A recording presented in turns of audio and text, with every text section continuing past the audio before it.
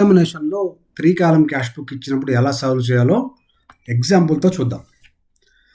Prepare 3 column cash book అని ఇక్కడ problem ఉంది. 2012 డిసెంబర్ 1న cash in hand 12,000, cash at bank 18,000. అంటే మన దగ్గర ఉన్న క్యాష్ బ్యాలెన్స్ 12,000, మనకి బ్యాంకులో ఉన్న అమౌంట్ 18,000. ఈ రెండు అమౌంట్స్ని కూడా మనం డెబిట్ వైపున to balance broad down to balance B/D అని తీసుకురావాలి. అది ఎలా ఎంట్రీ రాయాలో చూద్దాం. ఇది 3 కాలమ్ క్యాష్ బుక్ ప్రొఫార్మా మనందరికీ తెలిసిందే. ఇక్కడ చూడండి, డెబిట్ వైపు, క్రెడిట్ వైపు. డెబిట్ వైపున date, particulars, LF, cash, bank, discount allowed. అలాగే క్రెడిట్ వైపున కూడా date, particulars, LF, cash, bank, discount, received. First మనం ఓపెనింగ్ బ్యాలెన్స్ వేసినప్పుడు ఇక్కడ డేట్, వాడు ఏ డేట్ అయితే మనకి ఎగ్జామినేషన్లో ఇచ్చాడో అది తీసుకోవాలి. 2012 డిసెంబర్ 1. ఈ 2012 డిసెంబర్ 1కి మనకు అక్కడ కొంత బ్యాలెన్స్ ఇచ్చారు. కాబట్టి ఏం చేయాలంటే టు బ్యాలెన్స్ B/D అంటే బ్యాలెన్స్ బ్రాట్ డౌన్. క్యాష్ ఎంత ఇచ్చాడో క్యాష్ కాలంలోను, బ్యాంక్ ఎంత ఇచ్చాడో బ్యాంక్ కాలంలోను రాయాలి. ఇక్కడ చూడండి, క్యాష్ ఇన్ హ్యాండ్ 12,000, అలాగే క్యాష్ అట్ బ్యాంక్ 18,000. కాబట్టి క్యాష్ కాలంలో క్యాష్ అమౌంట్, అలాగే బ్యాంక్ కాలంలో బ్యాంక్ అమౌంట్. ఎంత ఇచ్చారో ఫస్ట్ మనం ఇనీషియల్గా దీంట్లో ఎంట్రీ వేసాం. లెక్కలో ఇచ్చింది ఇచ్చినట్టుగా ఎక్కించాం. ఒకవేళ ఎప్పుడైనా కనుక ఇక్కడ మనకి ఓవర్ డ్రాఫ్ట్ అని ఇచ్చిన, క్రెడిట్ బ్యాలెన్స్ అని ఇచ్చిన, ఇక్కడ 3 కాలమ్ క్యాష్ బుక్లో క్రెడిట్ వైపున రాస్తాం బై బ్యాలెన్స్ B/D అని. జనరల్గా మనకి అలాంటి ప్రాబ్లమ్స్ ఎప్పుడైనా వస్తే అలా తీసుకోవాలి. లేదు అక్కడ ఏం చెప్పలేదు అంటే ఈ ఇచ్చిన బ్యాలెన్స్ని మనం డెబిట్ వైపున యాజ్ ఇట్ ఈజ్గా తీసుకోవాలి. ఈ డేట్ తోటి చూడండి, 2012 December 1 balance brought down. Cash కాలంలో క్యాష్ బ్యాలెన్స్, బ్యాంక్ కాలంలో బ్యాంక్ బ్యాలెన్స్ వేసాం. ఇక నుంచి జరుగుతున్న ఒక్కొక్క ట్రాన్సాక్షన్ వల్ల క్యాష్ కనుక పెరుగుతూ ఉంటే దాన్ని డెబిట్ వైపున క్యాష్ కాలంలోను, క్యాష్ తగ్గుతుంటే క్రెడిట్ వైపున క్యాష్ కాలంలోను రాయాలి. ఒకవేళ బ్యాంక్ అమౌంట్ కనుక పెరుగుతూ ఉన్నట్లయితే డెబిట్ వైపున బ్యాంక్ కాలంలోను, అలాగే బ్యాంక్ అమౌంట్ తగ్గుతున్నట్లయితే క్రెడిట్ వైపున బ్యాంక్ కాలంలోను రాయాలి. ఇక్కడ చూడండి, డిసెంబర్ 3 క్యాష్ సేల్స్ 6,000. అంటే మనం క్యాష్కి సేల్ చేసాం. సేల్ చేస్తే 6,000 వచ్చింది. అంటే అప్పటికే మన దగ్గర 12,000 క్యాష్ ఉంది, ఇంకో 6,000 మనకి క్యాష్ వచ్చింది. అంటే మన దగ్గర ఉన్న క్యాష్ బ్యాలెన్స్ పెరుగుతుంది. ఇది క్యాష్ రిసీట్ కాబట్టి డెబిట్ వైపున క్యాష్ కాలంలో రాయాలి. ఏం రాయాలి? టు సేల్స్ అని రాయాలి. ఇక్కడ చూడండి, డిసెంబర్ 3 టు సేల్స్ అకౌంట్ మనం అమ్మిన అమౌంట్ 6,000.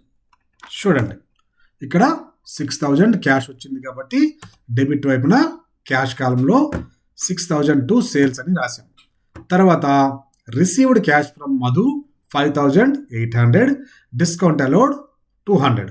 మనకి మధు అనేవాడి దగ్గర నుంచి క్యాష్ వచ్చింది. అంటే అగైన్ మన దగ్గర క్యాష్ పెరుగుతుంది. ఇది క్యాష్ రిసీట్ కాబట్టి డెబిట్ వైపున to Madhu account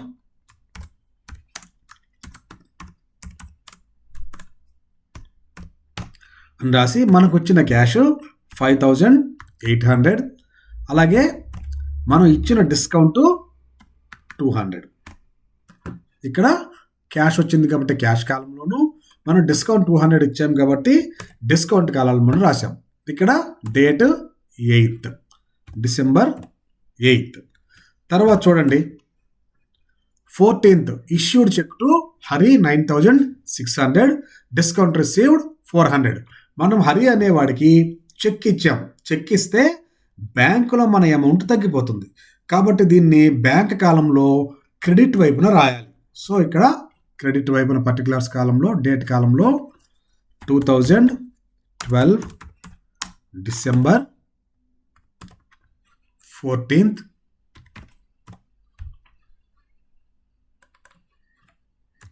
by Hari account మనం వాడికి ఇచ్చిన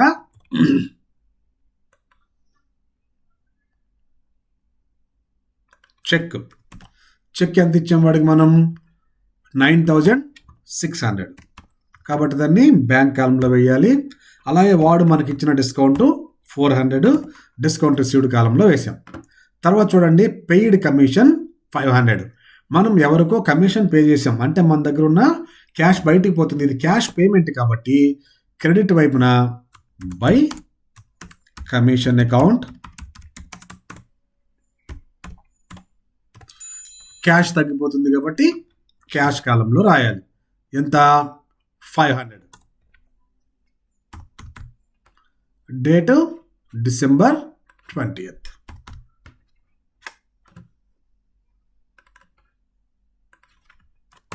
తర్వాత చూడండి a cheque received from Govind 3500 allowed him discount 500. మనకి గోవింద్ అనేవాడి దగ్గర నుంచి చెక్ వచ్చింది అంటే బ్యాంకులో మన బ్యాలెన్స్ పెరగాలి. ఎప్పుడు పెరగాలి? ఈ చెక్ని కనుక మనం అదే రోజు బ్యాంకులో డిపాజిట్ చేసేస్తే మనకు ఒకవేళ ఇక్కడ ఇచ్చిన లెక్కలో Govind cheque deposited in bank అని ఇచ్చి ఉంటే గనక మనం దాన్ని డైరెక్ట్గా బ్యాంక్ కాలంలో వేసి ఉండేవాళ్ళం. కానీ ఇక్కడ అదే రోజు బ్యాంకులో వేసినట్టు లేదు, వేరే రోజు బ్యాంకులో వేశారు. ఇలాంటప్పుడు ఏం చేయాలంటే ఇలా వచ్చిన చెక్కు మొత్తాన్ని క్యాష్ వచ్చినట్లుగా భావించి డెబిట్ వైపున క్యాష్ కాలంలో వేయాలి. తర్వాత ఏ రోజైతే ఆ చెక్కును బ్యాంకులో డిపాజిట్ చేస్తామో ఆ రోజు కాంట్రా ఎంట్రీ రాయాలి.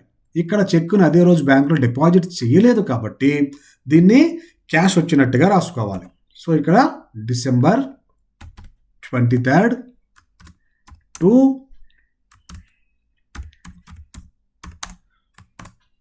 గోవింద్ అకౌంట్ వచ్చింది చెక్ అయినప్పటికీ అదే రోజు బ్యాంకులో వేయలేదు కాబట్టి క్యాష్ కాలంలో రాయాలి.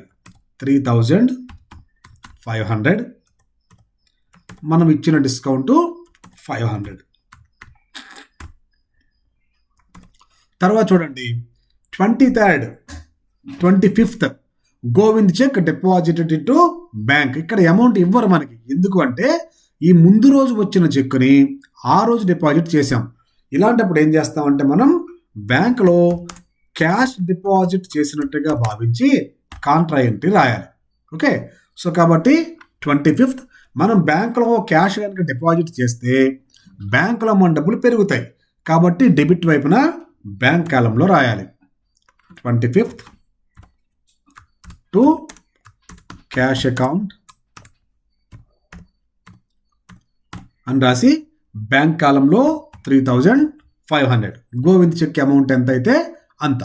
తర్వాత ఇదే మొత్తం మనం బ్యాంకులో డిపాజిట్ చేస్తున్నాం కాబట్టి మన దగ్గర క్యాష్ తగ్గిపోయినట్టుగా భావించాలి. కాబట్టి 25th same date by bank account అని క్యాష్ కాలంలో 3500 రాయాలి. అంటే ఒకే రోజు ఒకే ఎంట్రీ. ఇక్కడ మనం డెబిట్లను రాసాం అలాగే క్రెడిట్లో కూడా రాసాం.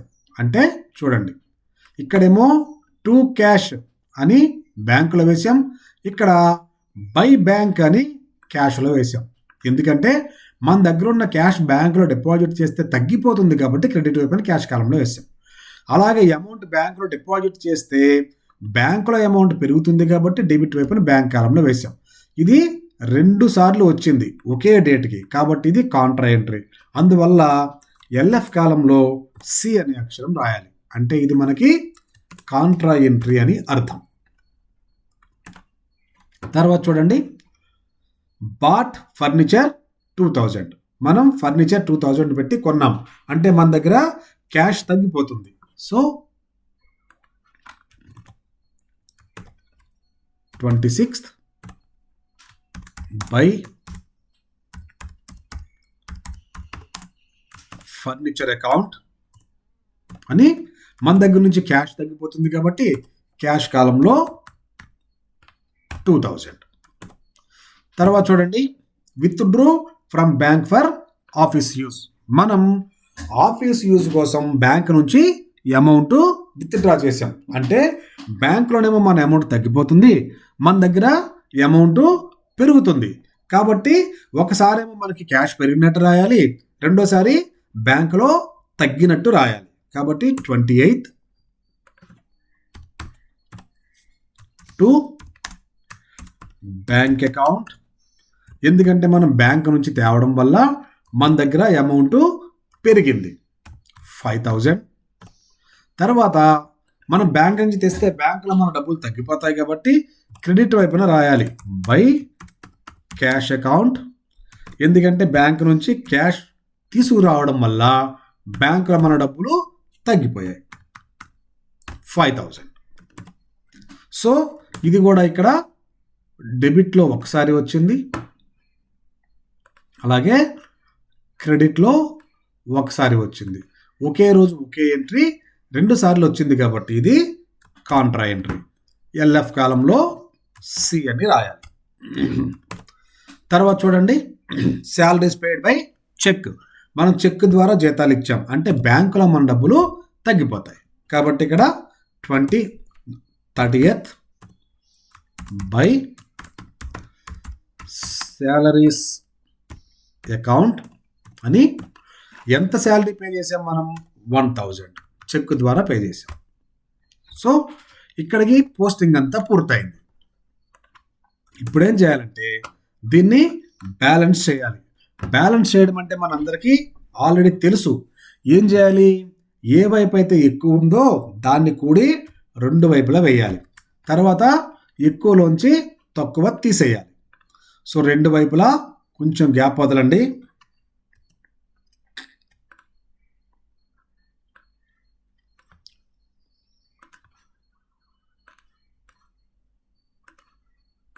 ఇటువైపు చూడండి, ఇక్కడ డెబిట్ వైపున క్యాష్తో సహా మొత్తం ఐటమ్స్ అన్ని కూడితే మనకి 32,300 వచ్చింది.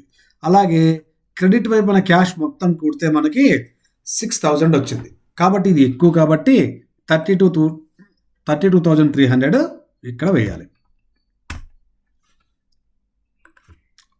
దిస్ ఈజ్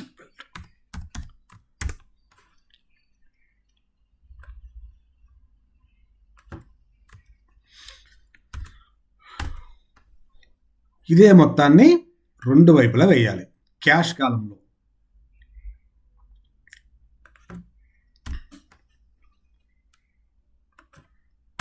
ఇప్పుడు ఈ ఎక్కువ మొత్తంలో నుంచి తక్కువ తీసేయాలి. తీసేసి వచ్చిన బ్యాలెన్స్ని తక్కువ ఉన్న వైపున వేయాలి. This is equal 32,300 minus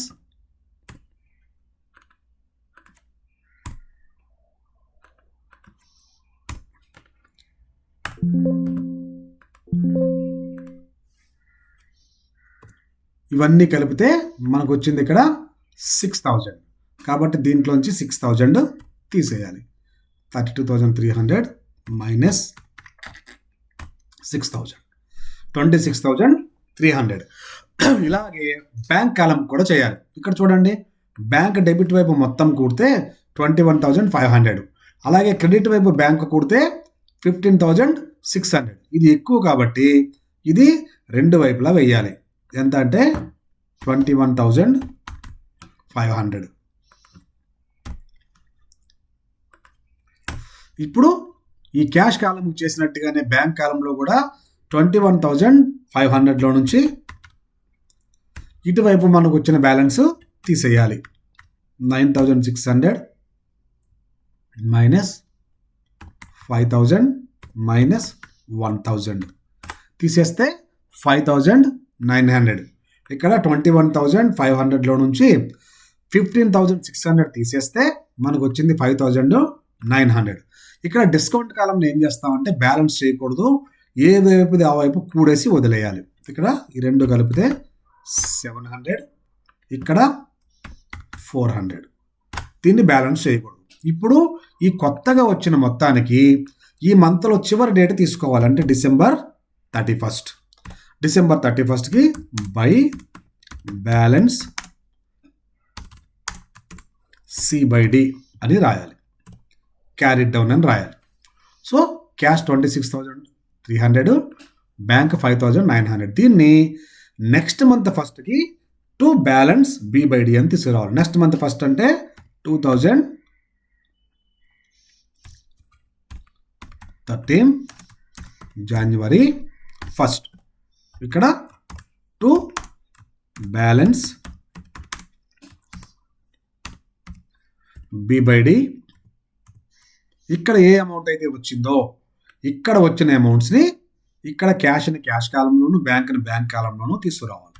cash 26,300, అలాగే బ్యాంక్ 5,900. మనకి ఇనీషియల్గా ఇక్కడ చూడండి to balance B by D అని వచ్చింది కదా, మళ్ళీ ఫైనల్ ఆన్సర్ కూడా to balance B by D అని వస్తుంది. అంటే ఇక్కడ నుంచి మళ్ళీ నెక్స్ట్ మంత్కి అది కంటిన్యూ అవుతూ వెళ్తుంది. సో ఇక్కడతో మనకి 3 కాలం క్యాష్ బుక్ కంప్లీట్ అవుతుంది. సో అందరికీ అర్థమైంది అనుకుంటున్నా. ఒకవేళ ఎవరికైనా డౌట్స్ ఉన్నట్లయితే కనుక నాకు ఒకసారి మెసేజ్ డ్రాప్ చేయండి, నేను మళ్ళీ మీకు కాల్ చేసి